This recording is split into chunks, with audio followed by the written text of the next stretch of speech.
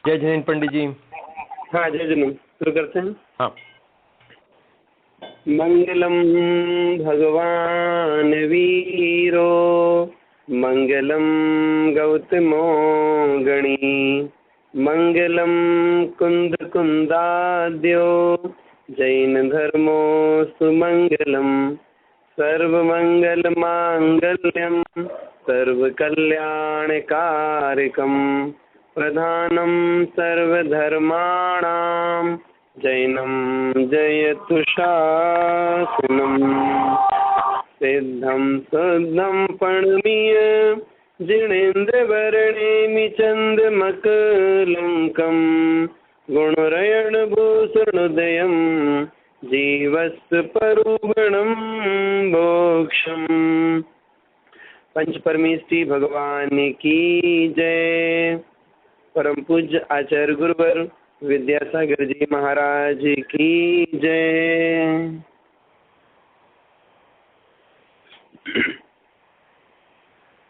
गुणस्थान का प्रसंग चल रहा है, जिसमें गुणस्थान की परिभाषा बताते हुए प्रथम गुणस्थान की क्या विशेषताएं हैं, इस विषय पर अपनी बात चल रही थी।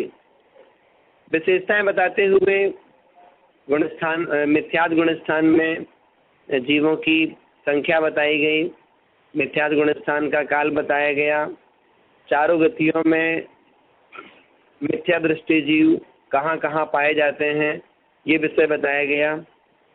मिथ्यात् गुणस्थान क्यों बनता है, तो अंतरंग कारण मिथ्यात् कर्म का उदय है और बहिरंग कारण हमारी उस प्रकार की विपरीत मान्यताएं हैं। और भी साथ साथ में मिथ्यात् गुणस्थान के भेद कितने होते हैं, तो कभी 2 भेद बताए जाते हैं, तो कभी 3 भेद बताए जाते हैं, तो कभी 4 भेद भी आते हैं, कभी 5 भेद भी आते हैं। ऐसे करके भेदों की चर्चा की गई। फिर इसके बाद में मिथ्यात् गुणस्थान से जीव यदि ऊपर जाता है तो कहाँ कहाँ जा सकता है। ये जो ऊपर जाने की बात है, ये डायरेक्ट जाने की अपेक्षा से बताया है। अर्थात पहले गुणस्थान से तीसरे गुणस्थान में, पहले से चौथे में, पहले से 5वें में, पहले से 7वें में, ये जाने की बात बताई गई।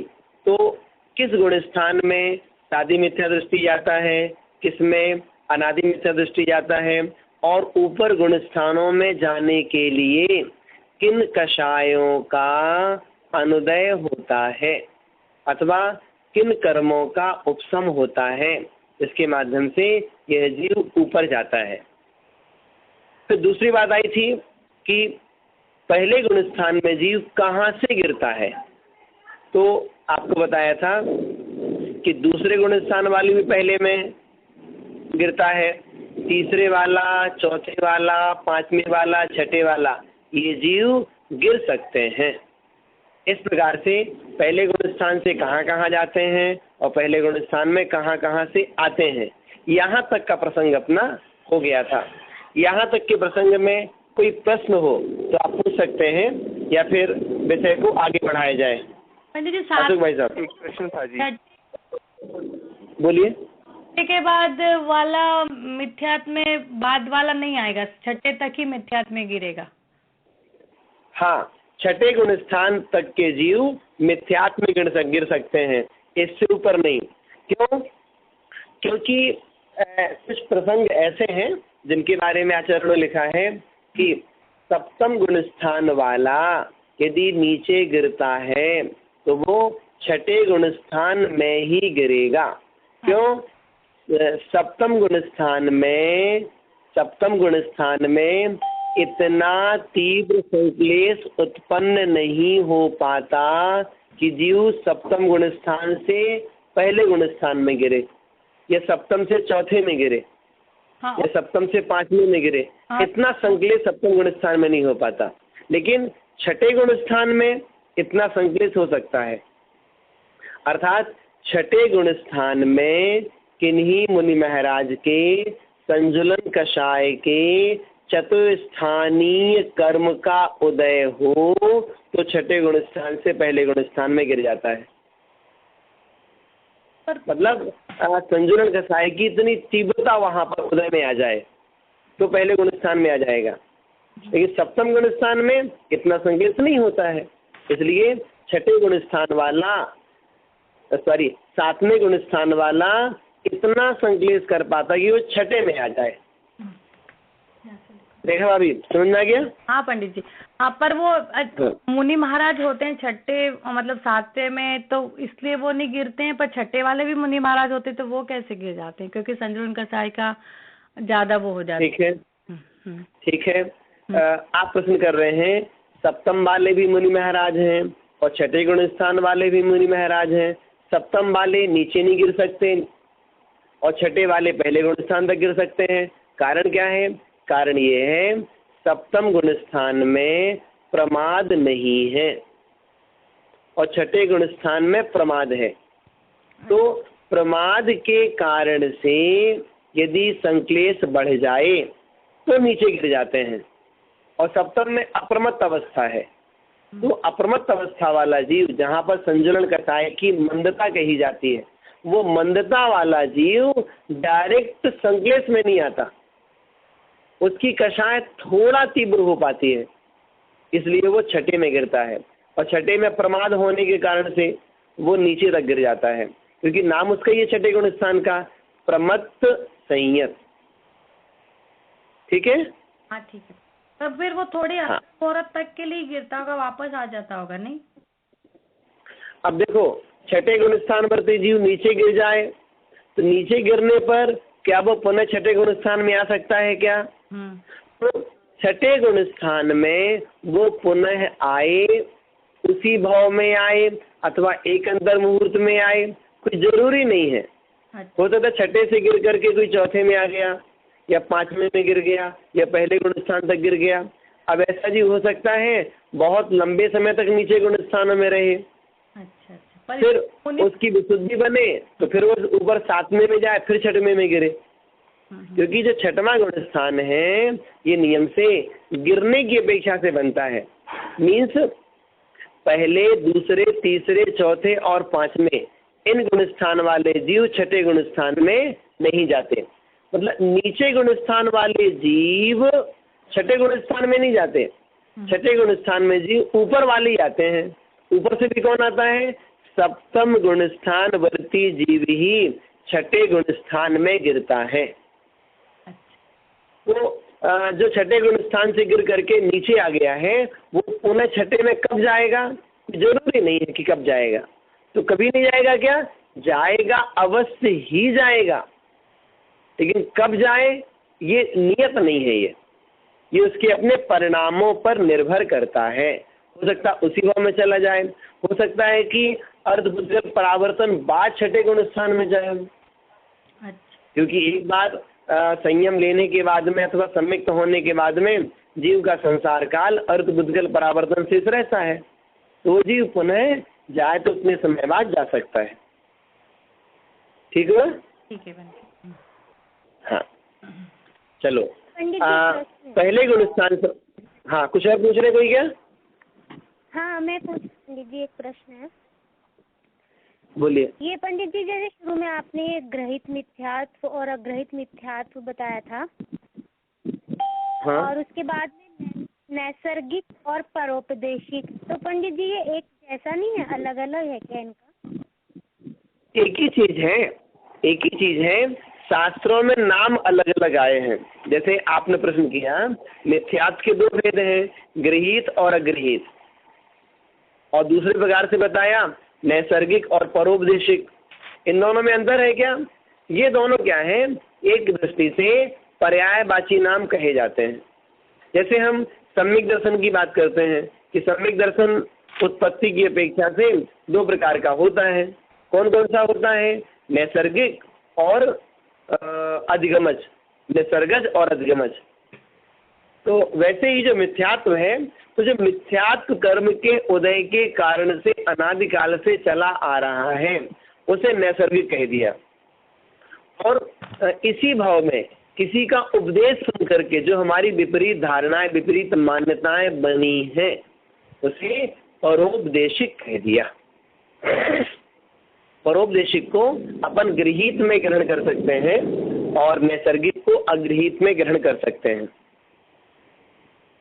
ठीक है पंडित जी। ठीक है, एक और प्रश्न था पंडित जी। हाँ बोलिए। ये था जी, पहले गुण स्थान में वेदक प्रायोगिक काल के अंदर शिवोपशम सम्यक्त प्राप्त कर सकता है, वो आपने बतलाया था। उसे ये पूछा था कि उस काल के अंदर वो औपशमिक भी कर सकता है क्या, केवल शैवपशमिक ही करता है? ठीक है, आप प्रश्न कर रहे हैं कि कोई सम्यक दृष्टि जीव मिथ्यात्व गुण स्थान में गिरा, वो मिथ्या दृष्टि जीव अब सम्यक्त प्राप्त करे तो कौन सा सम्यक्त प्राप्त कर सकता है? तो मिथ्यात्व में गिरने के बाद में वह सादी मिथ्या दृष्टि जीव क्षयोपशम सम्यक्त प्राप्त करने के योग्य होता है। कितने समय तक योग्य रहता है? पल्योपम के असंख्यातमें भाग काल तक क्षयोपशम सम्यक्त प्राप्त कर सकता है। तो क्या उस समय उपशम नहीं कर सकता? नहीं, उस समय उपशम नहीं कर सकता। उपशम कब तक नहीं कर सकता? वही पल्योपम के असंख्यातमें भाग काल तक। उस पल्योपम के असंख्यातमें भाग काल को क्या कहते हैं? उसे वेदक प्रायोग काल कहा जाता है। वेदक प्रायोग काल का अर्थ क्या होता है? क्षयोपशम सम्यक प्राप्त करने के योग काल को वेदक प्रायोग काल कहते हैं। तो ये काल इतना ही क्यों बताया? इससे ज्यादा क्यों नहीं बताया? इससे कम क्यों नहीं बताया? तो ज्यादा इसलिए नहीं बताया है कि मिथ्यात्व गुण स्थान में गिरते ही सम्यक प्रकृति की उद्वेलना सम्यक मिथ्यात्व रूप होने लगती है, सम्यक मिथ्यात्व की उद्वेलना मिथ्यात्व रूप होने लगती है।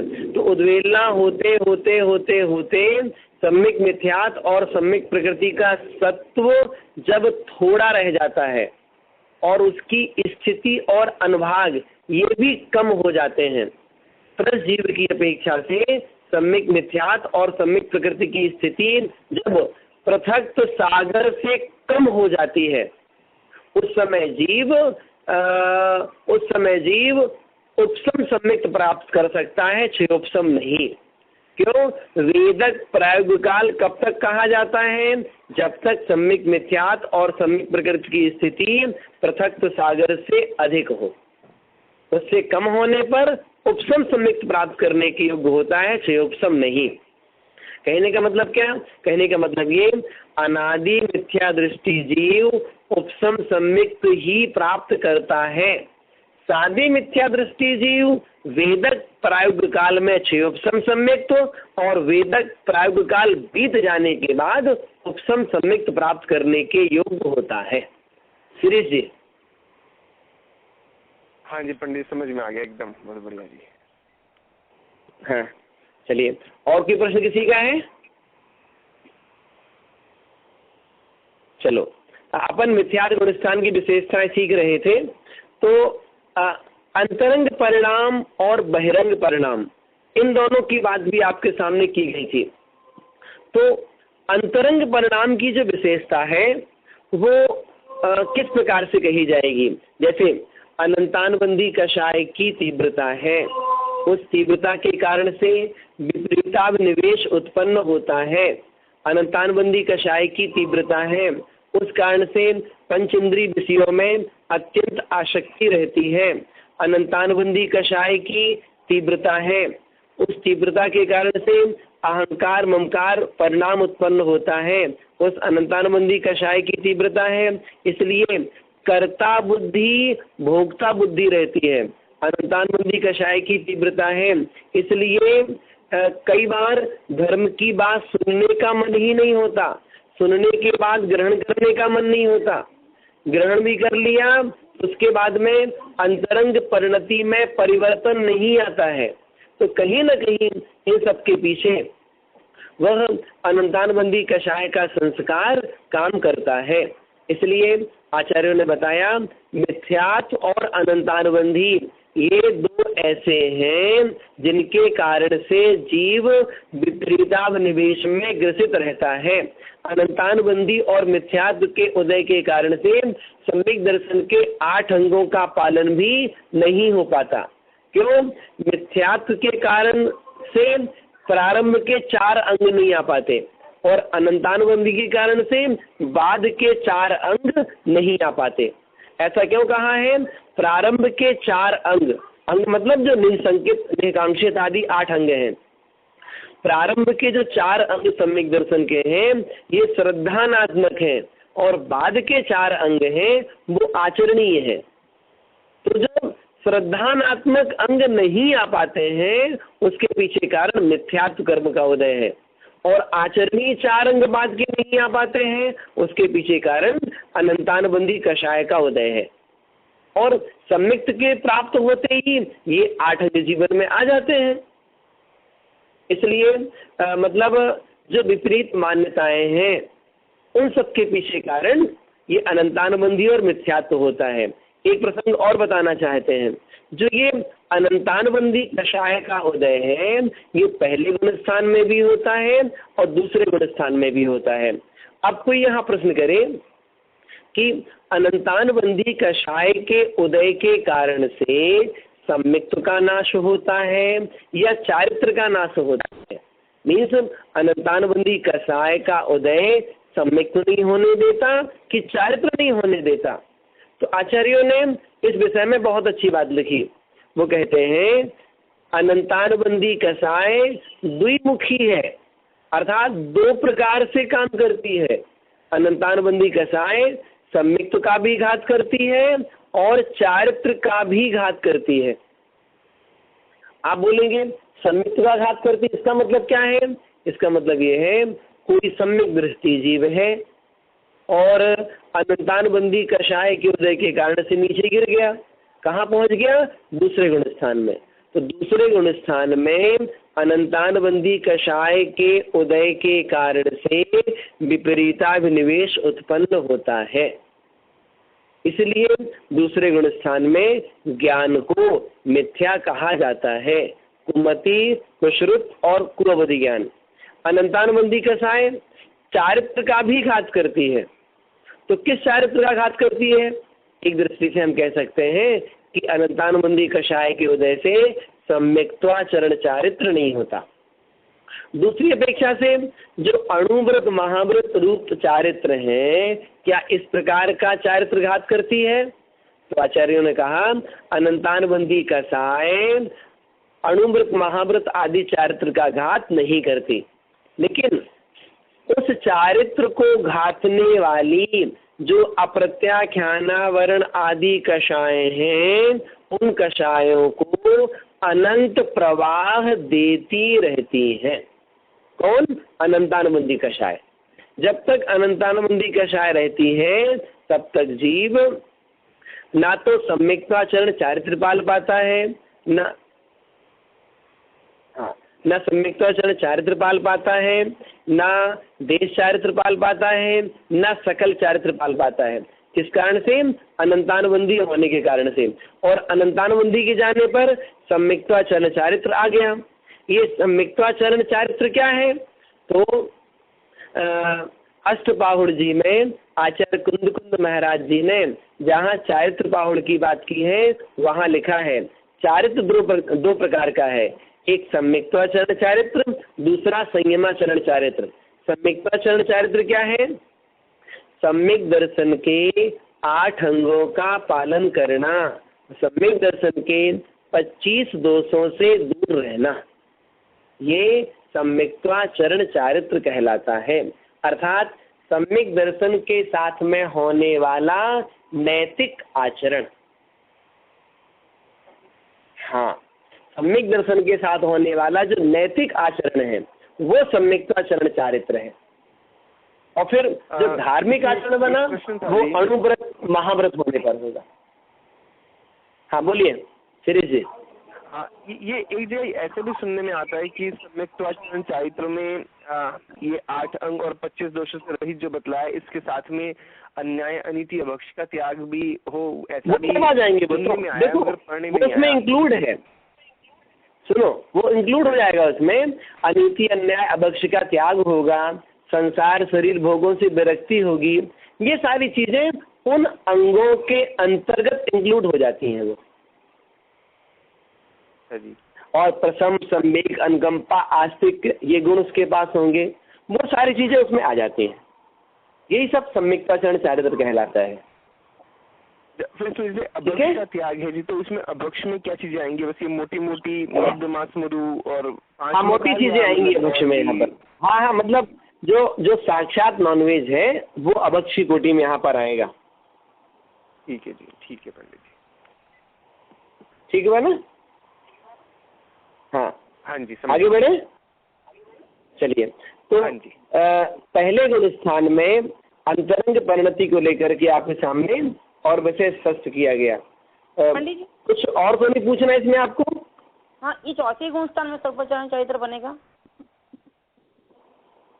फिर से बोलो एक बार, चौथे गुण स्थान में ये स्वरूपाचरण हाँ ठीक है, स्वरूपाचरण नहीं, संयम मतलब चौथे गुण स्थान में सम्यक्त्वाचरण चारित्र होता है। सॉरी मैं चौथे गुण स्थान चरण चारित्र, सॉरी कोई बात नहीं। हाँ हाँ, मतलब सम्यक्त्वाचरण चारित्र चौथे गुण स्थान में होता है। इससे ऊपर गुण स्थान में भी इसका पालन होता है। मतलब पंचम गुण स्थान वर्ती जीव वो अणुव्रतों को भी पालता है, 12 व्रतों को भी पालता है, और साथ साथ में सम्यक्त की सुरक्षा के लिए वो सम्यक्ताचरण भी पालता है। लेकिन बड़ा चारित्र आ गया, इसलिए फिर वहां सम्यक्ताचरण नाम नहीं दिया। तो चौथे, पांचवें, छठे, सातवें इन गुण स्थानों में ये सम्यक्ताचरण चारित्र है, लेकिन स्टार्टिंग कहाँ से है? चौथे गुण स्थान से। वो आचरण नहीं है। हाँ, यहाँ पर मतलब चतुर्थ गुण स्थान में जो सम्यक्त्वाचरण चारित्र कहा है, ये मतलब अनंतानुबंधी कषाय के अनुदय के कारण से जो विशेषता ये उसकी बात कही है। चतुर्थ गुण स्थान में वो अणुव्रत या महाव्रत रूप चारित्र पालता हो तो नहीं है। वो चारित्र तो मतलब जब संकल्प पूर्वक हिंसादि 5 पापों का एक देश या सर्वदेश त्याग होगा तभी तो आ पाएगा। अब नेमिचंद्र स्वामी जी ने जीवकांड जी में लिख दिया कि चारितम ऋणथि जदो अविरद अंतेषु ठाणेषु। चारित्र नहीं होता है चौथे गुण स्थान के अंत तक। तो चौथे गुण स्थान तक चारित्र नहीं है। तो कौन सा चारित्र नहीं है? जो अणुव्रत महाव्रत रूप चारित्र है, अथवा जो उपसम चारित्र है, क्षयोपसम चारित्र है, छायिक चारित्र है, इस प्रकार का चारित्र चतुर्थ गुण स्थान में नहीं होता। लेकिन सम्यक दर्शन के साथ जो नैतिक आचरण है वो उसके पास में आ जाता है। वो नैतिक आचरण क्या है? प्रशम, संवेग, अनुकंपा, आस्तिक, इन गुणों का पालन करना। मतलब जो सामान्य संसारी प्राणी हैं उनकी अपेक्षा से चतुर्थ गुण स्थान वर्ती का जीवन विशेष होता है, और वो चीज मतलब उसके आचरण से लोगों को समझ में आती है जो लोग सम्यक्त के बारे में समझते हैं। और जो लोग सम्यक्त के बारे में समझते ही नहीं है, धर्म के बारे में समझते ही नहीं है, वो लोग तो कहते हैं ये कैसा पागल आदमी है कि भोगों को छोड़ करके और ठाट बाट को छोड़ करके कौन से मार्ग में चला जा रहा है। उसकी बात नहीं कर रहे हैं। लेकिन जो धर्म समझता है वो इस बात को समझता है कि हाँ ये जीव सम्यक्त से युक्त होना चाहिए। ठीक है। चलिए अब अपन दूसरे गुण स्थान की बात करते हैं। दूसरे गुण स्थान की परिभाषा क्या है ये आपको बताई जाएगी।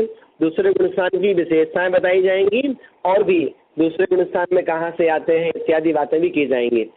सबसे पहले परिभाषा, साधन सम्यक्त्व गुण स्थान का नाम है।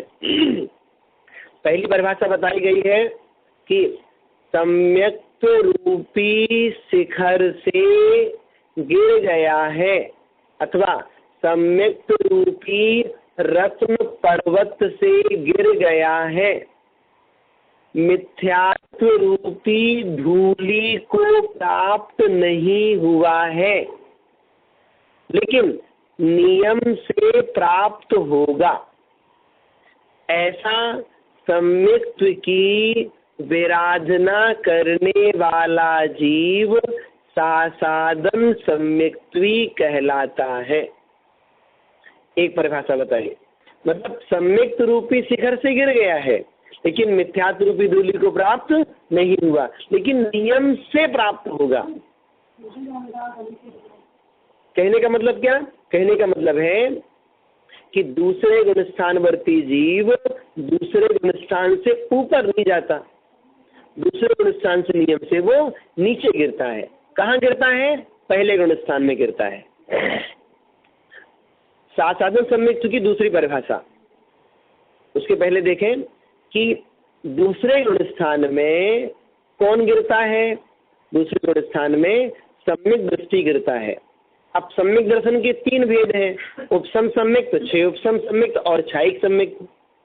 तो दूसरे गुणस्थान में कौन सा सम्यक्त गिरता है? औपसमिक सम्यक्त भी गिरता है। छायिक वाला तो चौथे से नीचे जाते नहीं है और क्षयोपसम सम्यक्त वाला नीचे गिर सकता है, लेकिन क्षयोपसम सम्यक्त के साथ वो दूसरे गुणस्थान में नहीं गिरता। दूसरे में कौन गिरता है? उपसम सम्यक्त वाला गिरता है। विशेषता क्या हुई सुनेंगे। किसी मिथ्या दृष्टि जीव ने अनंतानुबंधी कषाय का अप्रशस्त उपसम किया और 3 मिथ्यात्व का प्रशस्त उपसम किया। इन 7 प्रकृतियों का उपसम करके उपसम सम्यक्त पाया। गुणस्थान उसका चौथा बना अथवा 5वां बना अथवा 7वां बना। इस 7वें से छठे 7वें में आता गया, झूलता रहा। ऐसा वह जीव अंतर मुहूर्त काल पूरा होने के पहले, कितने पहले? जघन्य से 1 समय पहले, उत्कृष्ट से 6 आवली पहले, मध्यम से सारे मध्य के समय लगा लीजिए। तो उपसम सम्यक्त्व का काल समाप्त होने के 1 समय से 6 आवली काल तक के काल में यदि अनंतानुबंधी क्रोध मान माया लोभ में किसी एक का तीव्र उदय आ जाए तो उस जीव का उपसम सम्यक्त छूट जाता है और वह जीव दूसरे गुणस्थान में गिर जाता है। दूसरे गुणस्थान में वह जीव कितने समय तक रहेगा? जितना उसका काल उपसम सम्यक्त का शेष बचा था उतने काल तक वह जीव दूसरे गुणस्थान में रहेगा। कहने का मतलब क्या? दूसरे गुणस्थान का जघन्य काल 1 समय है, दूसरे गुणस्थान का उत्कृष्ट काल 6 आवली है। उतने समय तक रहेगा, फिर नियम से पहले गुणस्थान में गिर जाएगा। तो दूसरे गुणस्थान में क्या प्रथमोपसम सम्यक्त ही गिरते हैं और दूसरा नहीं गिरता? तो आचार्यों ने कहा कि प्रथमोपसम सम्यक्त भी गिरता है और किन्हीं आचार्य का मत है प्रथमोपसम और द्वितीयोपसम दोनों प्रकार के सम्यक्त जीव दूसरे गुणस्थान में गिर सकते हैं। दूसरे गुणस्थान में गिरने का कारण क्या है? अनंतानुबंधी क्रोध मान माया लोक में किसी एक का उदय। हाँ, बात स्पष्ट हो गई? चलो पंडित जी एक बात बताइए आपको। हाँ बोलिए। वाला समझ में नहीं आया कि क्योंकि जो औपशमिक सम्यक प्राप्त करता है वो तो मिथ्यात्व वाला ही होता है ना, तो मोपशमी होगा उसमें ना। एक बार देखो हो गया सम्यक, फिर बाद में तो उसको क्या बोलते हैं, दूसरी बार में होता है तो दोबारा औपशमिक होगा तो द्वितीयोपशम होगा, है ना? ऐसा नहीं है ना। देखो हमने भाई साहब आपको बताई थी बात, ये बात आपको बताई थी कि मिथ्या दृष्टि जीव कितने बार भी उपसम सम्यक्त प्राप्त करे उसका नाम प्रथमोपसम ही है। अच्छा, है ना। और प्रथमोपसम सम्यक्त होती वह जीव चौथे 5वें या 7वें गुणस्थान में ऊपर जाता है। जब हम द्वितीयोपसम सम्मिक्त की बात करते हैं तो कहा गया है द्वितीयोपसम सम्मिक्त कौन प्राप्त करता है, द्वितीयोपसम सम्मिक्त कौन प्राप्त करता है और किस गति में होता है। तो कहा गया है द्वितीयोपसम सम्मिक्त मनुष्य पर्याय में मुनि महाराज प्राप्त करते हैं। कौन से मुनि महाराज? जो छायोपसमिक सम्मिक्त भी हैं। कौन से मुनि महाराज? जो अंतर मुहूर्त बाद नियम से उपसम श्रेणी आरोहण करेंगे। तो उपसम श्रेणी आरोहण करने की पूर्व तैयारी उपसम सम्मिक्त के माध्यम से होती है। उस उपसम सम्मिक्त को द्वितीयोपसम कहा जाता है। तो द्वितीयोपसम सम्मिक्त क्यों कहा जाता है? इसलिए कहा जाता है कि मिथ्या दृष्टि जो प्राप्त करता है वो अनंतानुबंधी कसाय का अप्रशस्त उपसम करके प्राप्त करता है और तीन मिथ्यात्व का प्रशस्त उपसम करता है। और जो मुनि महाराज उपसम सम्मिक्त प्राप्त करते हैं उसे द्वितीयोपसम क्यों कहा जाता है? इसलिए कहा जाता है कि वे मुनि महाराज अनंतानुबंधी कसाय का अप्रशस्त उपसम नहीं करते। क्यों? वो तो छायोपसमिक सम्मिक्त्वी के ऑलरेडी अप्रशस्त उपसम है। तो क्या करते हैं वो अनंतानुबंधी कषाय की विसंयोजना करते हैं और उन छायोपसमिक सम्यक दृष्टि मुनि महाराज के जो सम्यक प्रकृति का उदय चल रहा है और मिथ्या सम्यक मिथ्यात्व शुभ संक्रमण चल रहा है, उन तीनों का सत्ता में अंतर मुहूर्त काल के लिए प्रशस्त उपसम करते हैं। तो द्वितीयोपसम सम्मिक्त किसे कहेंगे? जहां अनंतानुबंधी कसाय की विसंयोजना और तीन मिथ्यात्व का प्रशस्त उपसम हो उसे द्वितीयोपसम सम्मिक्त कहते हैं। किस गति में होता है? मनुष्य गति में होता है। कौन करता है? मुनि महाराज करते हैं। कौन से मुनि महाराज करते हैं? जो अंतर मुहूर्त में नियम से उपसम श्रेणी आरोहण करेंगे, जो नियम से उपसम श्रेणी आरोहण करेंगे। अब जो मुनि महाराज द्वितीयोपसम सम्मिक्त प्राप्त करते हैं उनका गुणस्थान कौन सा होता है? इसके बारे में कहा है उनका गुणस्थान छठा सातवां होता है। और की विशेषता है क्या? हाँ, उनका गुणस्थान चौथा पांचवा भी हो सकता है। विशेषता क्या हुई? द्रव्य से अवस्था मुनि की ही रहेगी, मतलब बाहरी जो रूप है, बाहरी वेश है वो मुनि महाराज का ही है, लेकिन गुणस्थान चौथे से सातवें तक का कोई भी हो सकता है। तो द्वितीयोपसम सम्मिक्त जैसे ही प्राप्त होगा यदि वो नीचे गुणस्थान में है चौथे पांचवें में तो नियम से सातवें में चले जाएंगे और हजारों बार छठे सातवें में रह करके फिर सातवें से नियम से अष्टम गुणस्थान में जाएंगे। इसलिए अष्टम गुणस्थान से उपसम श्रेणी ये नाम दिया जाता है। अच्छा, हाँ। क्योंकि उन्होंने द्वितीयोपसम सम्मिक्त प्राप्त करने के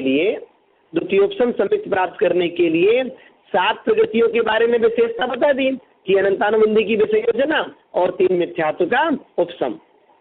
तो 28 में 7 चली गई, बची 21।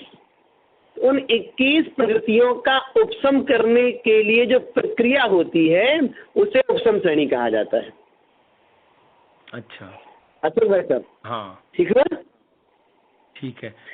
ये थोड़ा सैद्धांतिक विषय है, अपन एक बार दो बार पहले भी आपने सुना है, बार बार सुनेंगे तो धारणा पक्की हो जाएगी। इसको बहुत कंफ्यूज रहता है, हर बार ध्यान नहीं रहता है, इसका धारणा बनानी पड़ती। हाँ, धारणा बनानी पड़ती, सही है, बिल्कुल। वो थोड़ा सा आप सुनते रहेंगे तो धारणा बन जाएगी। जैसे रिकॉर्डिंग भी सुनेंगे ना एक बार, उससे विषय आपको क्लियर होगा। आइए आगे बढ़ते हैं। अपन सीख रहे थे दूसरे गुणस्थान की परिभाषा। तो दूसरे गुणस्थान में प्रथमोपसम और द्वितीयोपसम दोनों प्रकार के सम्मिक्त्वी जीव गिर सकते हैं। गिरने के बाद जितना काल दूसरे गुणस्थान का है उतना रह करके नियम से पहले गुणस्थान में आ जाएंगे। तो दूसरे गुणस्थान में रहने वाले उस जीव का मरण होता है कि नहीं होता? दूसरे गुणस्थान में जीव का मरण संभव है। तो मरण करके कहाँ जा सकते हैं? दूसरे गुणस्थानवर्ती देवगति में जा सकते हैं। कहाँ तक जाएंगे? 9वें ग्रीवेक तक। मनुष्य पर्याय में भी जा सकते हैं। त्रियंचों में भी जा सकते हैं। दूसरे गुण स्थानवर्ती जीव मरण करके नरक गति को प्राप्त नहीं होता है, ऐसा नियम है। विशेषता क्या हुई? विशेषता ये हुई कि दूसरे गुण स्थान का जो काल है उसके 4 भाग बनाए गए। अब उन 4 भागों को बना करके आचार्यों ने लिखा कि यदि दूसरे गुण स्थान में गिरते ही प्रथम भाग में उस जीव का मरण हो, किस जीव का? जो मनुष्य पर्याय में है अथवा त्रियंच अवस्था में है, उसकी अपेक्षा से बात कही है। दूसरे गुण स्थान में गिर करके प्रथम भाग में मरण करे तो कहाँ जाता है? वो नियम से देवगति में जाता है। तो ये विशेषता किस अपेक्षा से है? मनुष्य पर्याय की अपेक्षा से है। और हाँ, मतलब मैं मनुष्य पर्याय का अथवा कोई त्रियंच पर्याय का जीव दूसरे गुण स्थान में रह करके कहाँ कहाँ जा सकता है? 3 गतियों में जा सकता है। तो दूसरे गुण स्थान में गिरते ही दूसरे गुण स्थान के प्रथम भाग में मरण हो तो कहाँ जाएगा? नियम से देवगति में जाएगा। दूसरे गुण स्थान का जो दूसरा भाग है उसमें मरण हो तो देवों में भी जा सकता है, त्रियंचों में भी जा सकता है। दूसरे गुण स्थान के दूसरे भाग में मरण हो तो देवगति में अथवा मनुष्य गति में बोलना चाहिए था हमें। और दूसरे गुण स्थान के तीसरे भाग में मरण हो तो देवगति में, मनुष्य गति में अथवा त्रियंचों में जो पंचेंद्रीय त्रियंच हैं उनमें जन्म लेता है। और दूसरे गुण स्थान के चतुर्थ भाग में मरण हो तो देवगति में, मनुष्यों में, पंचेंद्रीय त्रियंचों में अथवा 4 इंद्री, 3 इंद्री, 2 इंद्री, 1 इंद्री में भी जा सकता है। कौन? दूसरे गुण स्थानवर्ती जीव। विशेषता क्या हुई? विशेषता ये कि कोई मुनि महाराज यदि दूसरे गुण स्थान में गिरे हैं अथवा कोई व्रती श्रावक है वो दूसरे गुण स्थान में गिरा है तो नियम से देवगति में जाएंगे। और यदि कोई चौथे गुण स्थानवर्ती गिरा है, जैसा परिणाम होगा उसका वैसा होगा। एक बात। अब देखो अगली बात, दूसरे गुण स्थान में कोई जीव गिरा और उस जीव ने अभी आयु बंध नहीं किया था, मीन्स चतुर्थ आदि गुण स्थान में पहुंच गया था वो और उसने आयु बंध नहीं किया था, ऐसा वह जीव दूसरे गुण स्थान में रह करके किस आयु का बंध कर सकता है? तो दूसरे गुण स्थानवर्ती जीव नरक को छोड़ करके किसी भी आयु का बंध कर सकता है और जो आयु बांधे वहां पर मरण भी कर सकता है। कहने का मतलब क्या? दूसरे गुण स्थान में आयु बांध करके मरणांतिक समुद्घात करके मरण भी कर सकता है। और इसमें पहले आयु बांध ली हो फिर बाद में दूसरा गुण स्थान बना हो तो जैसी आयु बांधी है उस आधार पर उस गति में चला जाएगा। जिसने भी आयु नहीं बांधी है ऐसा कोई जीव दूसरे गुण स्थान में आया तो आयु भी बांध लेगा, मरणांतिक समुद्घात भी कर लेगा और मरण को भी प्राप्त हो जाएगा। ऐसा भी हो सकता है। ऐसा भी हो सकता है कि दूसरे गुण स्थान में गिरा, उसने आगामी आयु का बंद कर लिया लेकिन उसका मरण नहीं हुआ, फिर पहले गुण स्थान में आ गया, फिर मरण कर ले, पहले में करो कहीं भी करो उसका निषेध नहीं है। तो है नहीं, अगर नरक गति का बंद किया हो पंडित जी तब तो फिर वो द्वितीय स्थान में नहीं आएगा, है ना? दूसरे उसमें नहीं। देखो उसकी विशेषता बताते वही आपको बता दे रहे हैं। आप प्रश्न कर रहे हैं यदि किसी जीव ने मिथ्यात्व गुण स्थान में रह करके नरक आयु का बंद कर लिया, ऐसा जीव दूसरे गुण स्थान में गिर सकता कि नहीं गिर सकता? गिर सकता है। कैसे? विशेषता बताते हैं। किसी मिथ्या दृष्टि जीव ने उपसम सम्मिक्त प्राप्त किया और सम्मिक्त प्राप्त करके चतुर्थ गुण स्थान में गया, ऊपर नहीं जाएगा। क्यों नहीं जाएगा? क्योंकि उसने नरक आयु का बंद कर लिया है और नरक आयु का बंद करने वाला जीव चतुर्थ गुण स्थान से ऊपर किसी भी हालत में नहीं जा सकता।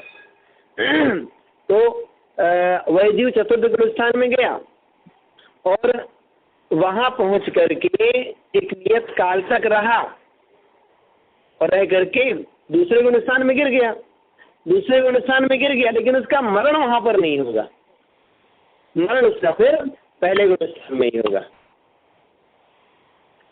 दूसरा ऑप्शन, पहले गुण स्थान से वो चौथे गुण स्थान में चला गया। जैसे श्रेणिक राजा थे, उन्होंने नरकायु कहाँ बांधी थी? पहले गुण स्थान में। मरण कहाँ किया? चौथे गुण स्थान में।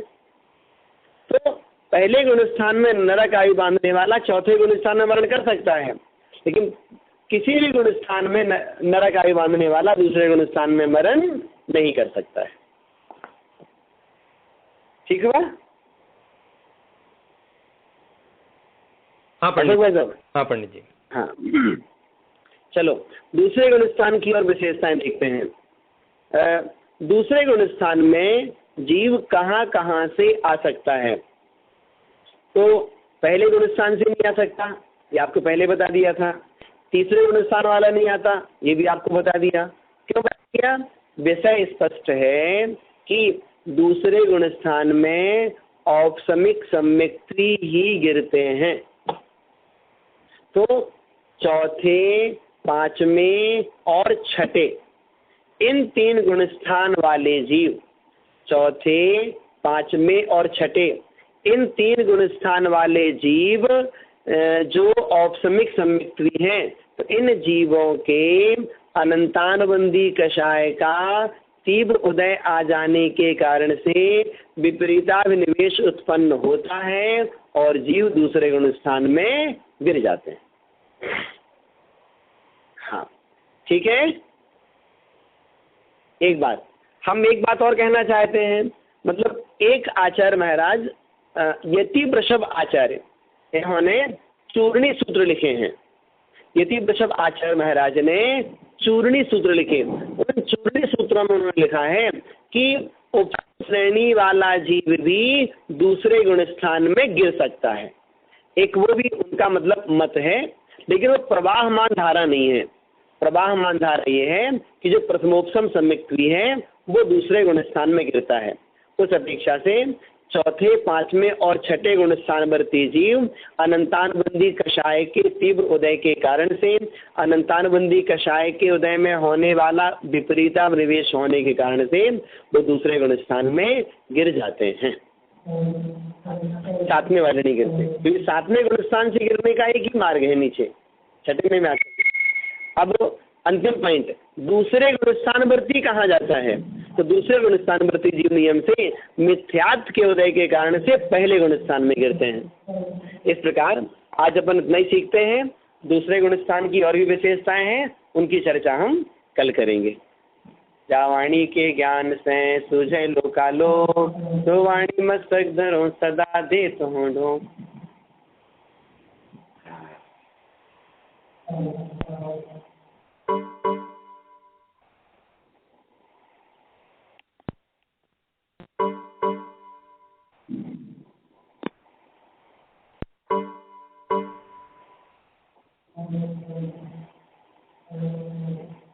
सत्संग माता की जय हो।